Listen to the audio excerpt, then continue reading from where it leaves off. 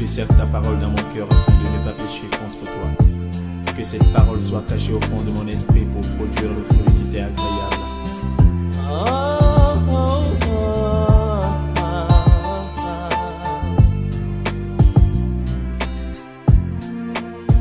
Plus que jamais j'aime ta parole. Alors, bonsoir chers amis de la Fondation La Bonne Semence. Big Mad, La Bonne Semence. Shalom, hein? Shalom à toutes nos sœurs. Hein? Shalom également à tous nos frères qui ont participé et qui nous suivent sur ce forum. Alors, nous sommes réunis une fois de plus parce que nous en avons reçu mandat du Seigneur. Il nous a conseillé vivement de méditer quotidiennement la parole de Dieu. Selon Josué 1, verset 8, où il est écrit que ce livre de la loi ne s'éloigne point de ta bouche. Médite-le jour et nuit pour agir fidèlement selon tout ce qui est écrit. C'est alors que tu réussiras, c'est alors que tu auras du succès dans toutes tes entreprises. Voilà. Et les rabbins juifs nous disent, ils nous ont enseigné qu'on ne lit pas la Bible, on ne lit pas la Torah. On s'occupe de la Torah. Ça veut dire qu'on fait attention à tous les détails. On fait attention, on tire les enseignements pour savoir nous conduire de manière à plaire à notre Créateur. Alors, la dernière fois, nous avions parlé du maître d'Abel par Caïn, son frère aîné. Et nous avons vu que c'était une jalousie à laquelle il a été exposé et que la jalousie était un sentiment universel, une tentation universelle. Nous avons vu également ce qu'il faudrait faire pour éviter de se laisser dominer par la jalousie. Nous en avons parlé dans l'épisode 11. Nous avons vu également que ce n'est pas seulement le maître physique qui paraît être comme un péché. Il y a des frères dont on a tué le ministère. Il y a des frères qu'on a éloignés volontairement du ministère. Il y a des frères qu'on a envoyés dans une forme de punition, dans des coins reculés, sans aucun soutien, sans aucune aide. Ces frères qui souffrent, dont parfois qui ont perdu leur épouse, à cause de la dureté du cœur de l'homme et à cause d'une certaine autonomie financière, sans visage humain, rempli de méchanceté. Alors, aujourd'hui, nous allons voir, nous avons proposé comme thème de Seth à Noé, le plan de secours de Dieu pour l'humanité après le maître d'Abel. Voilà le thème que les administrateurs du forum ont proposé après concertation. Et nous nous appuyons sur le chapitre 5 du livre de Genèse. Genèse chapitre 5. Et nous savons que tout ce chapitre-là nous raconte un peu la descendance de Caïn. La descendance de Caïn. Et nous savons qu'il y a une autre alternative quand on regarde du chapitre 5 jusqu'au chapitre 11. Le chapitre 5 nous parle de la descendance d'Adam via Seth. D'accord? Et je disais qu'il y a une alternative par rapport à cette descendance-là. C'est la descendance de Caïn quand on lit du chapitre 6 jusqu'au chapitre 11. Voilà. La question centrale que nous avons proposée, c'est quel enseignement pouvons-nous tirer du plan de secours de Dieu? Quels sont les enseignements quand on lit le Genèse chapitre 5? Quels sont les enseignements qu'on peut tirer du plan de secours de Dieu? Alors, la première chose que je voudrais dire, c'est que Dieu a eu son projet. Dieu a créé l'homme. Comme il a créé l'homme, il a conçu l'homme et il l'a créé. Mais avant qu'il ne crée l'homme, il avait créé les anges. Et parmi les anges, un tiers des anges se sont rebellés. Le principal ange qui s'est rebellé s'appelait Lucifer. Et on l'appelle l'adversaire de Dieu, Satan. Parce qu'il s'est rébellé à un moment donné, entraînant avec lui un tiers des anges.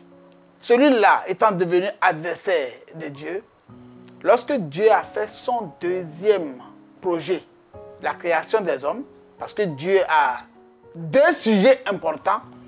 Il a les anges qu'il a créés, qui sont des esprits et uniquement des esprits.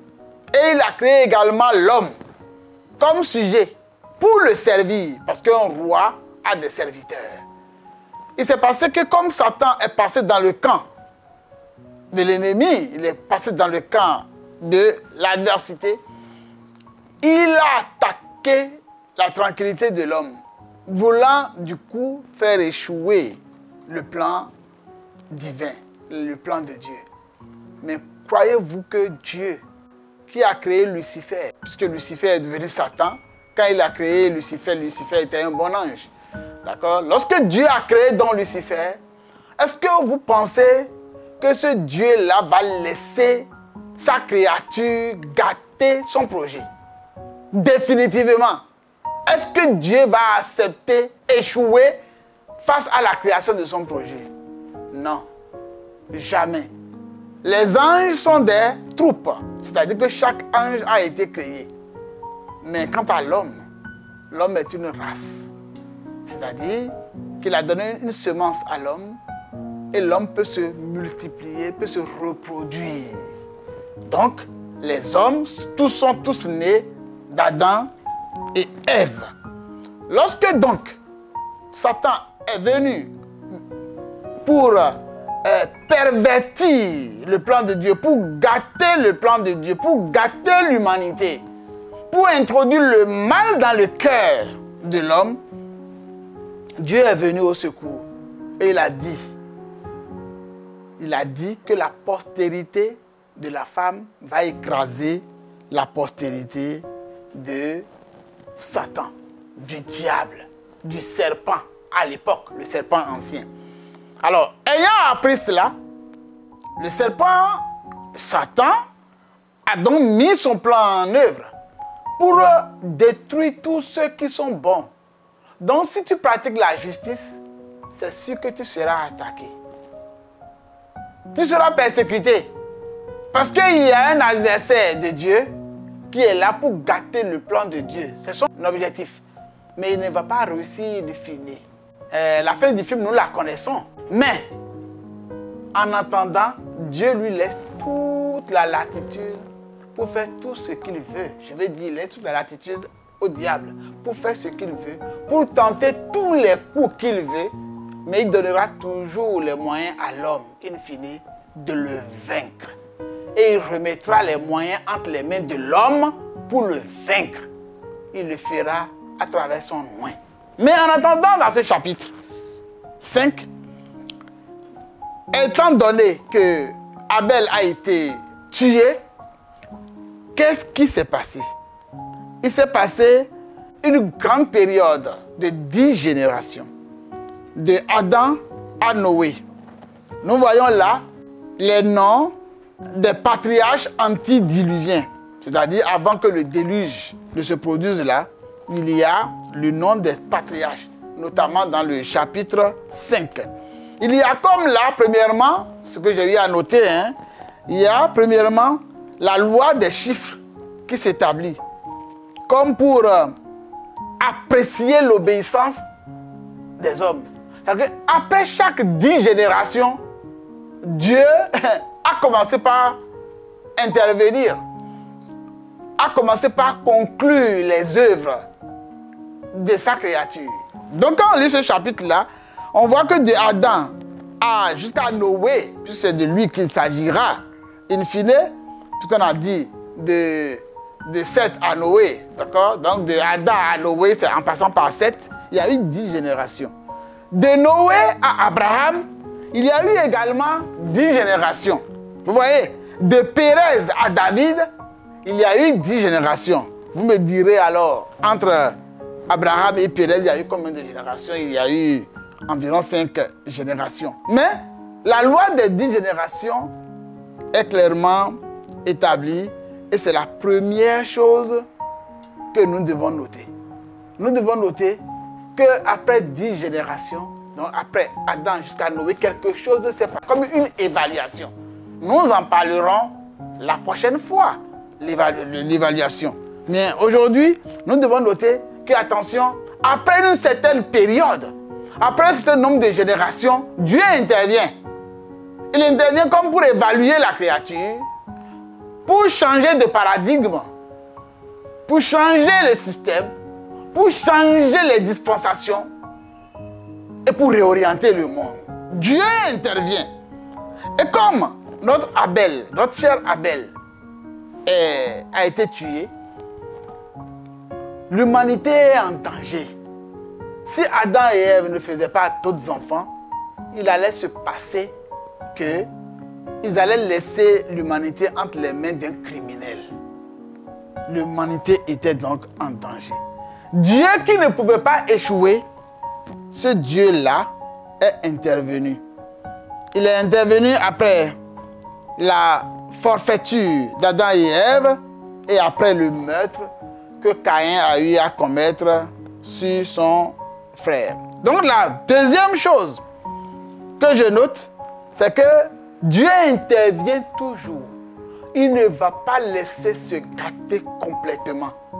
Il ne va pas permettre à son ennemi, à l'ennemi de nos âmes, de gagner. Il ne le permettra jamais. Aie donc l'assurance, mon frère. Puisque tu es entre les mains de Dieu, puisque tu es adorateur du Dieu vivant, sache que tu es invincible. In fine, là, le dernier mot sur ta vie appartient au Créateur. Ça, c'est sûr. Dans le cas d'Adam et Ève, si Dieu n'était pas intervenu, c'était fini. Alors, Dieu, qu'est-ce qu'il a fait? Il a donné un autre fils à Adam et Ève. Il a donné un fils. La Bible dit donc, dans Genèse 4, du verset 25 au verset 26, que Adam connut encore sa femme. Le mot hébreu utilisé, c'est yada. C'est yada. Yada qui veut dire connaître. Mais vous savez, en hébreu, les verbes sont très actifs. Quand on dit connaître ici, là, ça veut même dire pénétrer. C'est ça. Donc, Adam a eu des relations sexuelles avec sa femme Ève. C'est ce que ça veut dire. Ça veut dire que les verbes en hébreu, comme je le disais tout à l'heure, sont plus actifs que les verbes en français. Par exemple, quand on dit se souvenir en hébreu, hein, quand on écrit se souvenir en français, c'est plus fort que ça. Ça veut dire intervenir en faveur.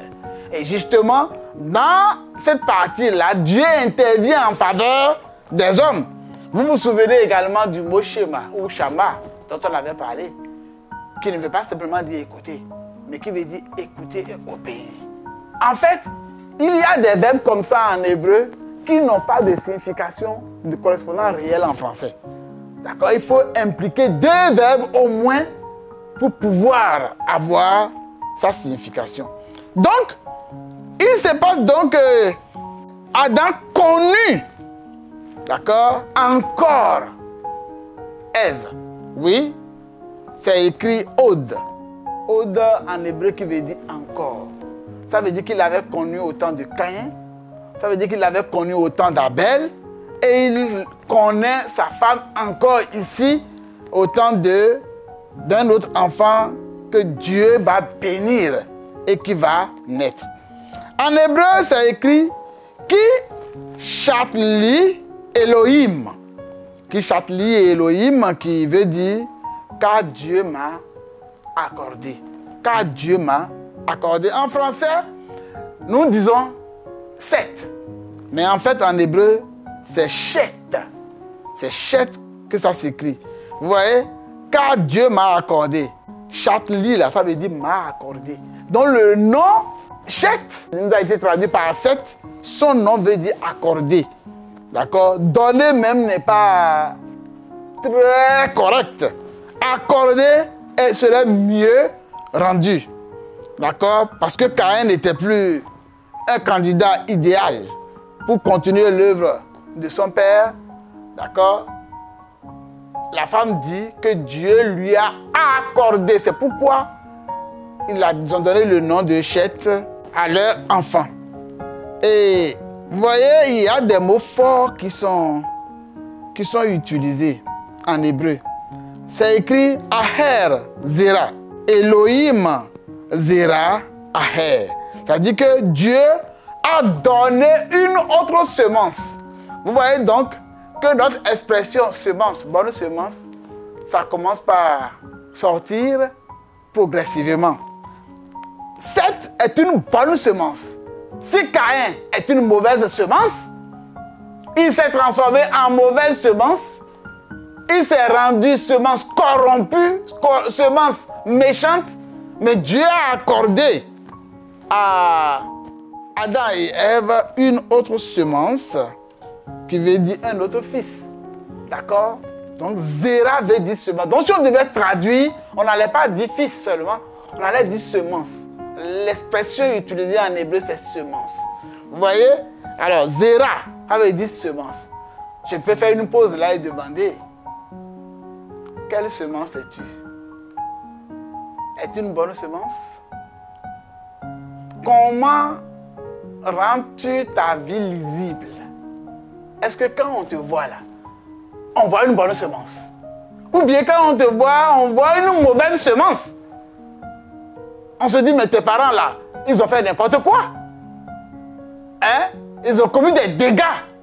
Tu commets, parce que c'est selon ce que tu montres par rapport à ta vie, qu'on dira si tu es bonne semence ou pas. Si le mot Zera veut dire semence, et que Tov veut dire bon ou bonne, vous comprenez que Zera Tov voudra dire bonne semence à laquelle notre fondation est très très attachée. Quand nous disons Big Mad, la bonne semence, le G de Big Mad, c'est le germe, c'est la semence, le germe de Dieu, le germe de sa majesté divine. Parce qu'il y a une bonté incarnée dans le germe de la majesté divine. Et plus tard, nous verrons que Jésus est le germe de Dieu, le germe de la majesté divine. C'est la semence la plus parfaite, la plus pure qu'il convient de prêcher, à laquelle il convient de venir. La semence qui n'a fait que du bien sur cette terre. Dieu a accordé une autre semence à Adam et Ève. Une autre semence. Et je souhaite vraiment que chacun de nous soit une autre semence. Dans cette situation de crise, Dieu a donné un troisième enfant. Vous savez, le chiffre 3, c'est le chiffre du ciel. Le chiffre 3, c'est le chiffre du ciel. Les anciens le savaient. Hein. Donc, si le premier n'a pas été bon, et que le deuxième a été tué, le troisième est donné. Dieu intervient vraiment là. Hein? Le ciel intervient avec toutes ses grâces, toutes ses faveurs, pour que cette semence-là soit une bonne semence. Sans cet enfant, Adam et Ève se verraient obligés de confier leur avenir, nous l'avons dit tout à l'heure, à un criminel. Et Chet est né à l'image de son père. Quand vous lisez bien le passage, vous voyez qu'il est fait allusion, d'accord, à la terre, pour dire qu'il est comme, ok, un représentant de son père, vraiment, une semence qui représente son père. Alors, après donc cette précision, je voudrais faire une autre précision. Je voudrais mettre l'accent sur les 10 générations qui ont suivi Adam, ou qui ont composé, qui ont existé avant Noé. Je vais mettre un accent là-dessus et mettre l'accent sur 2 ou 3 personnages. Nous savons qu'il y a eu Adam. Et Adam, après, a eu Chet. En hébreu, c'est Chet et non pas Seth. D'accord? Après, il y a eu Enoch. Il y a eu Enoch. Et après Enoch, il y a eu Kenan. Après Kenan, il y a eu Mahalalel. Après cela, il y a eu Jéred, ou Yered en hébreu. Après cela, il y a eu Enoch. Il y a eu Métichela après Enoch. Il y a eu Lémec. Et puis, il y a eu Noé. Voilà les 10 générations qui ont eu lieu d'Adam jusqu'à Noé, en passant par Chet.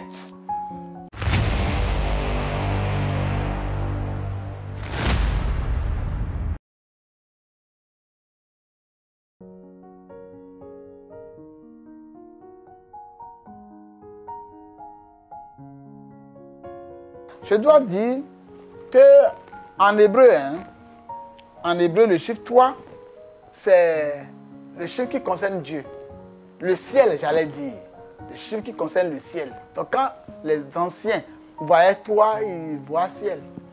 Donc pour le troisième enfant d'Adam et Ève, là, le troisième garçon, j'allais dire, il a eu l'intervention du ciel. C'est pourquoi la femme dit, Dieu m'a accordé. Ça veut dire que Dieu lui a accordé. D'accord? Et 4, ça désigne la terre. Donc quand on dit 3 plus 4, ça fait 7. C'est ciel et terre. Ça parle de la perfection. Hein? D'accord? Ça parle de la perfection. L'autre détail que je voudrais dire, c'est que à côté de la semence qui a fait naître 7, il y a une autre semence qui évolue. La descendance de Caïn. C'est eux qui ont créé les villes et autres. Et je dois préciser tout de suite. Et maintenant même. D'accord? Que du chapitre 5 jusqu'au chapitre 11, on voit que cette descendance-là est une alternative à celle de Seth, qui évolue et qui va connaître son apogée avec le déluge. Je dois préciser que le livre de la Genèse est très suspicieux par rapport à tout ce qui est urbanisme, à l'urbanisme ou aux civilisations urbaines. Pour ceux qui aiment les villes, vivre dans les villes, et ne pas aller faire l'œuvre de Dieu dans les villages là. Sachez que le livre de la Genèse est suspicieux par rapport à vous. La descendance de Caïn a vécu dans les villes. Ils ont créé des villes. Ils sont restés dans les villes. Voyez-vous? Pendant ce temps, l'autre a continué et à être ce que Dieu voulait qu'il soit. Voyez-vous, aujourd'hui, il y a des pasteurs qui ne veulent pas qu'on les affecte dans les villages. C'est comme si les grandes capitales sont partagées entre certains ténors. Vous voyez? Ils ne veulent pas aller faire l'œuvre de Dieu là où on a besoin d'eux. Et ils luttent pour rester dans les capitales. Mais si tu es un serviteur de Dieu, un vrai serviteur de Dieu, Dieu te dira à un moment donné, lève-toi et va. Comme il a dit à Abraham, lève-toi et va à Canaan. Comme il a dit au père d'Abraham, Terah, lève-toi et va.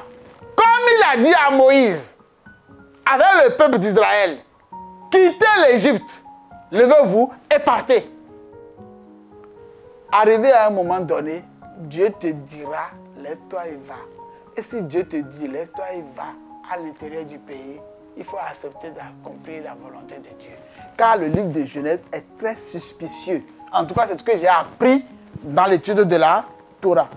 Et les rabbins, ils mettent un accent particulier.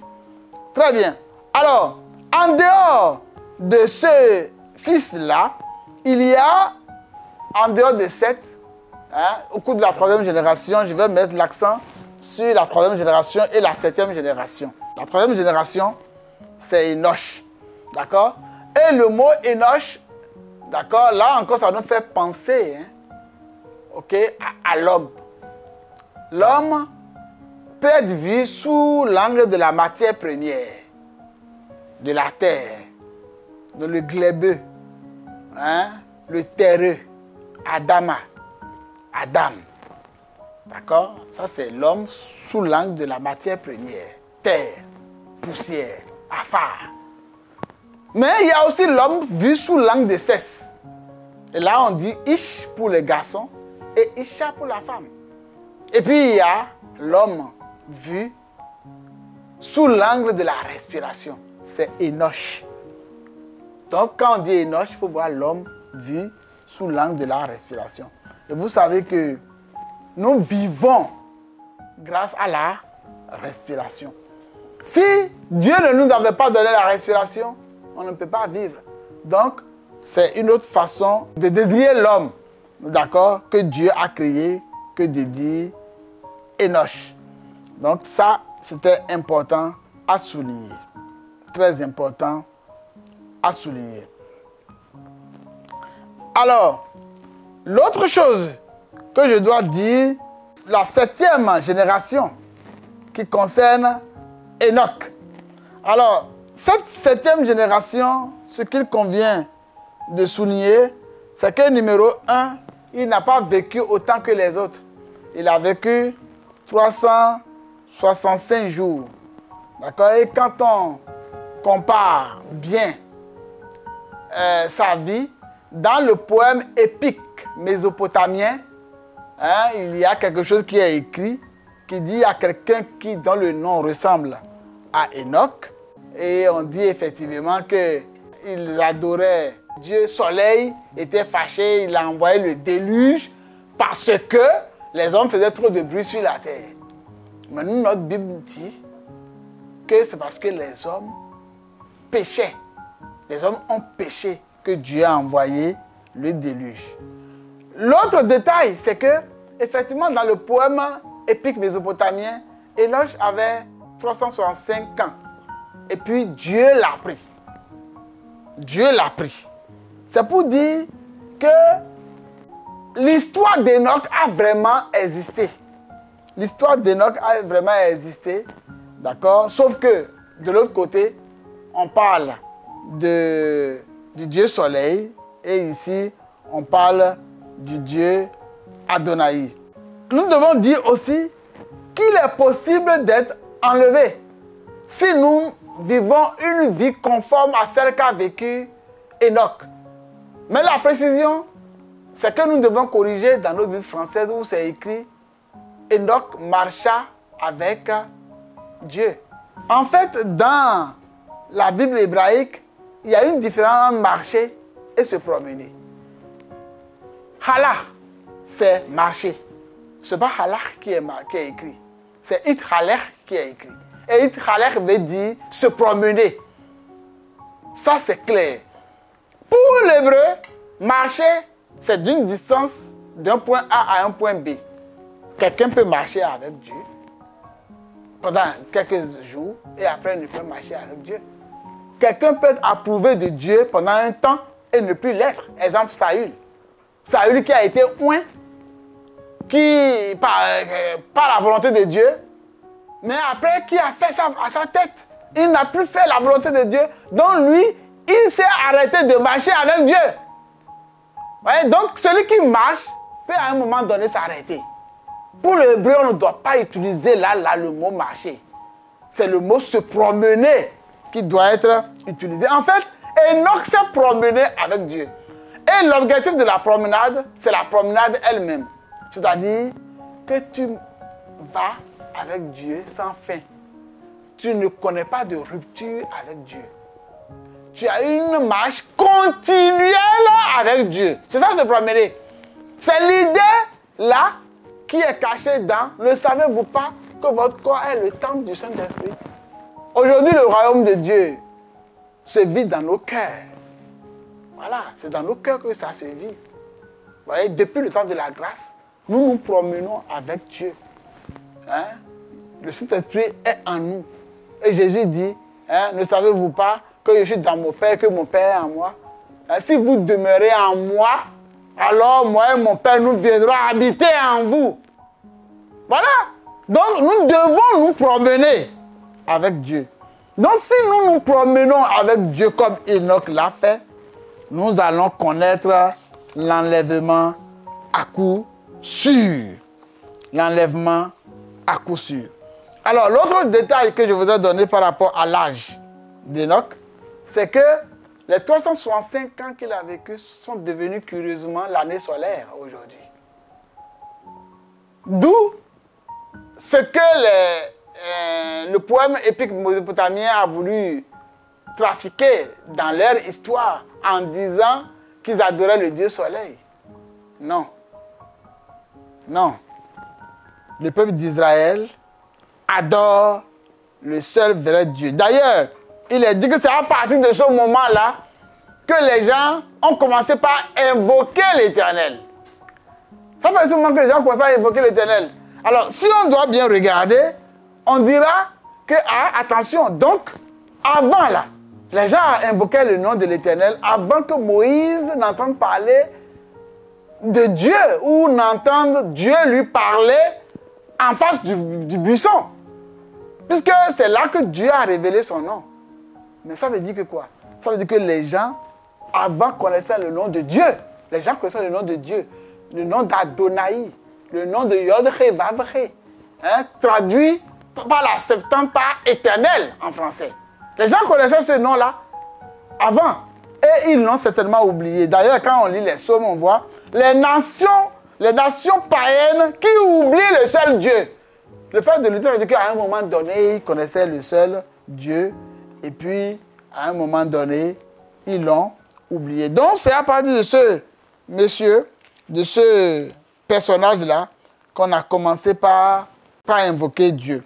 Vous voyez, Dieu veut se promener avec nous pour dire que notre Dieu n'est pas un Dieu statique. Non, non, non. Dieu aime se promener. Il est le premier qui s'est promené. Dans le jardin, la promenade, c'est une activité divine. Hein? C'est lui seul qui peut se promener, qui peut rentrer dans les coins et recoins. C'est lui qui est souverain, qui peut faire de notre vie ce qu'il veut. C'est lui qui en a le droit. C'est pourquoi dans le jardin d'Éden, il était venu pour se promener. Et comme il en avait l'habitude avec Adam et Ève, et un jour, malheureusement, Adam, ils avaient péché et ils n'ont pas pu rallier Dieu pour se promener. Nous avons un Dieu qui n'est pas statique. Notre Dieu là, il n'est pas posé quelque part et on va... Non, non, il bouge et on va l'adorer là-bas. Non, notre Dieu là, il bouge. Il n'est pas statique. Et notre Dieu veut la communion. Il veut la communication. Il veut la réciprocité. Il veut bouger avec nous. Voilà. Il veut composer avec nous. C'est pourquoi il nous envoie même partout dans le monde pour faire de toutes les nations ses disciples. Vous voyez? Quand on regarde bien, le mot qui est utilisé, c'est « ithaler », se promener. Ça veut dire se promener, c'est marcher sans fin. Aller, revenir, sans stopper. Il y a la notion de stabilité dans la marche. Voilà. Noé a marché avec Dieu. Si je le dis, vous allez comprendre que ce n'est pas marcher, c'est se promener. Noé s'est promené donc avec Dieu. Abraham s'est promené avec Dieu.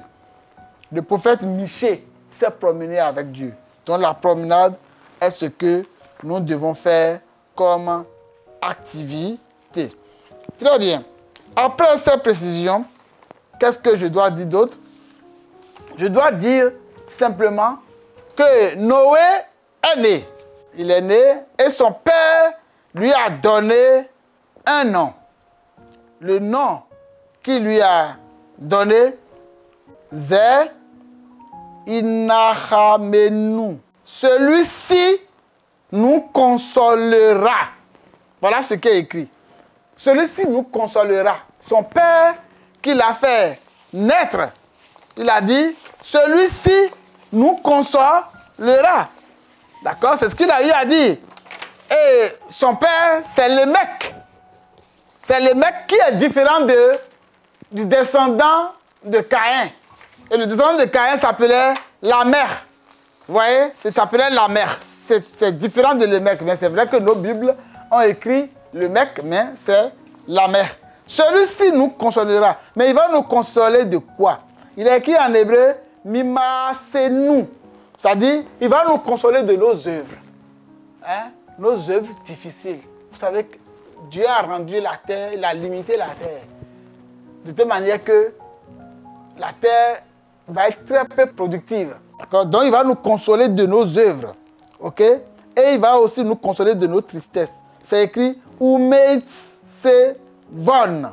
Et puis vous savez, Zébon, avant, c'était la tristesse. Donc, Noé est né pour consoler les générations qui vont suivre. Noé qui est le nouvel Adam, d'accord? Qui est le deuxième Adam, d'accord? Noé là est né pour consoler l'humanité de ses œuvres, pour consoler les hommes de leurs œuvres et de leur tristesse. Souvenez-vous, on avait dit que le fruit du péché, c'était la tristesse. Si vous voyez dans vos cœurs de la tristesse, c'est parce que l'homme est pécheur. Si quelqu'un est dans la souffrance et puis son cœur est triste, il n'a qu'à savoir que c'est parce que l'homme est pécheur. D'accord? D'accord? C'est clair. Le rapport entre la naissance de cet enfant avec le péché Adam est très clair. Donc, il va nous consoler de nos œuvres et de nos tristesses. Alors, il y a un mot qui est utilisé qui est le mot nikham. Nikham. Et ce mot a deux sens. C'est comme une pièce à double face. La première face, c'est consoler, c'est une face positive. Et la deuxième face, c'est une face négative. Cela balance et on ne sait pas de quel côté. Le même mot peut signifier regretter, ça peut signifier consoler. Et on verra très prochainement que Noé, sa vie là, est une vie qui console les hommes. Mais pendant sa génération, il permettra à Dieu de formuler un grand regret. Vivons en sorte à ne pas faire permettre à Dieu de constater un grand regret. Le grand regret, ce n'est pas forcément la faute de Noé, non, mais c'est de la génération de Noé où Dieu va constater vraiment quelque chose de regrettable et il va donner les conclusions qui ne sont pas du tout bien pour l'humanité et c'est ce qui va engendrer le déluge. Je souhaite à chacun d'entre nous de se faire visiter par une consolation, par une personne comme Noé, par une personne qui a la vocation de Noé, par une personne qui vient nous soulager de nos œuvres, de nos douleurs. Et celui-là qui peut le faire actuellement, c'est le Saint-Esprit. Je vous souhaite de vous laisser visiter par le Saint-Esprit, qui va vous guérir de toutes vos douleurs, qui va vous guérir de toutes vos tristesses, qui va vous guérir de toutes vos œuvres. Je le souhaite. Si vous le souhaitez aussi, vous pouvez inviter le Saint-Esprit à venir en vous, à venir habiter dans votre vie. Et il viendra. Mais le seul qui envoie le Saint-Esprit, le seul qui peut envoyer le Saint-Esprit, c'est Jésus-Christ. Parce qu'il a promis à ses disciples, il dit, je vous enverrai le Consolateur. Voyez-vous, on ne peut pas faire sans Jésus. On ne peut pas avoir la consolation sans Jésus. C'est pourquoi une belle confession devant Jésus est nécessaire pour inviter la consolation de venir habiter dans ton cœur. Pour inviter le Saint-Esprit à venir te donner une bonne dose de consolation, à venir guérir ton cœur meurtri, à venir mettre la joie là où il y a la tristesse.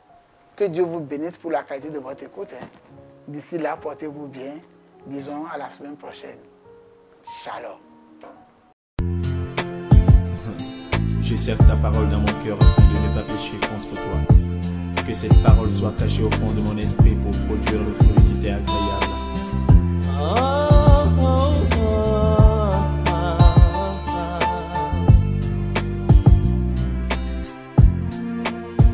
Plus que jamais j'aime